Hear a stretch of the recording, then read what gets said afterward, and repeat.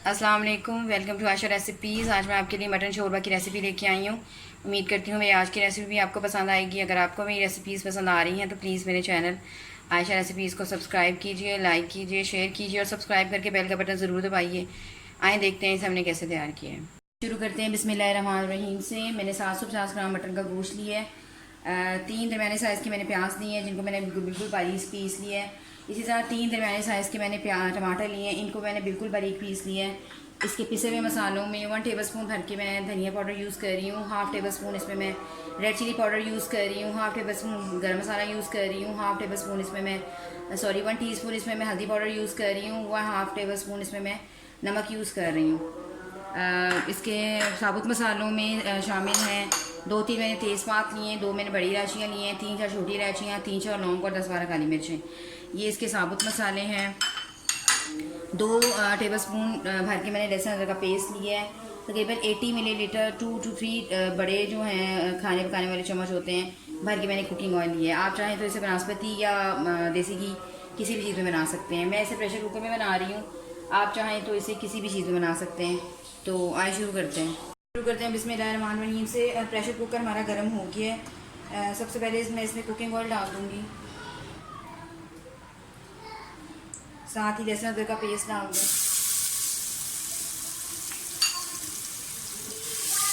थोड़ा सा हिलाएं,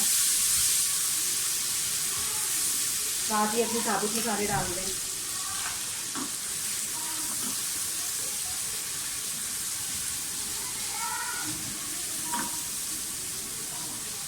इसके साथ ही मैं 2 टेबल स्पून यानी कि तकरीबन 6 बड़े चम्मच प्याज के नाप के डालूँगी।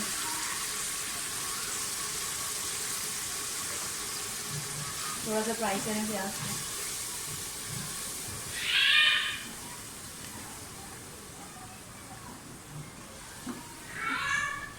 साथ ही इसमें सारे पिसे हुए मसाले डाल दें, क्योंकि ये हमने प्रेशर कुकर में चढ़ाना है तो इसको बहुत ज़्यादा भूनने की ज़रूरत नहीं है।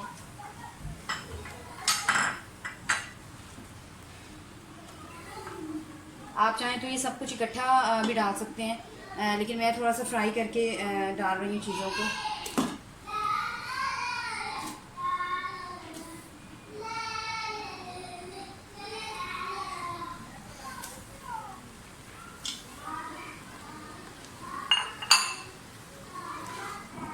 थोड़ा सा गोश्त के साथ भुने मसालों को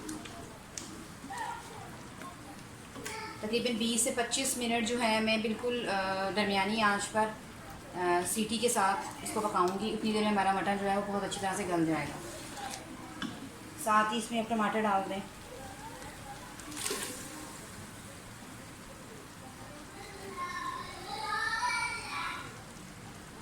इसमें तकरीबन नाप कर मैं तकरीबन 2 कप पानी के डालूँगी।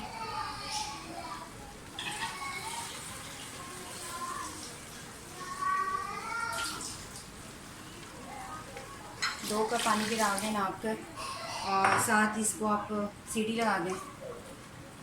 20 से 25 मिनट के अंदर हमारा जो मटन है बहुत अच्छी तरह से गल चुका होगा। इसके बाद हम इसको खोल कर देखते हैं। मटन हमारा अच्छी तरह से गल गया है। तकरीबन 20-25 मिनट की सीटी के बाद मैंने प्रेशर खोला है और मटन जो है बिल्कुल अच्छी तरह से गल चुका है। मैं इसमें जितना मुझे शोरबा रखना है उतना मैं पानी डालूँगी। मैं इसमें 2 कप पानी डाल रही हूँ। एक बार चेक कर लेते हैं कि कितना शोरबा हमें चाहिए।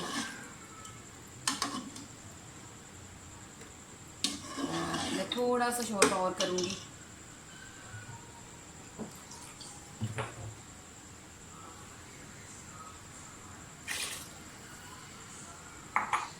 और मटन का शोरबा जो है वो हमारा रेडी हो गया है। 5 से 10 मिनट तक, तकरीबन 10 मिनट तक मैं इसको दोबारा से पकाऊँगी। मटन का शोरबा हमारा जो है वो रेडी हो गया है। मटन शोरबा हमारा बिल्कुल रेडी हो गया है। उम्मीद करती हूँ मेरी आज की रेसिपी भी आपको पसंद आएगी। अगर आपको मेरी रेसिपीज़ पसंद आ रही हैं तो प्लीज़ मेरे चैनल को सब्सक्राइब ज़रूर कीजिए और सब्सक्राइब करके बेल का बटन भी ज़रूर दबाइए। अगली रेसिपी तक के लिए अल्लाह हाफ़िज़।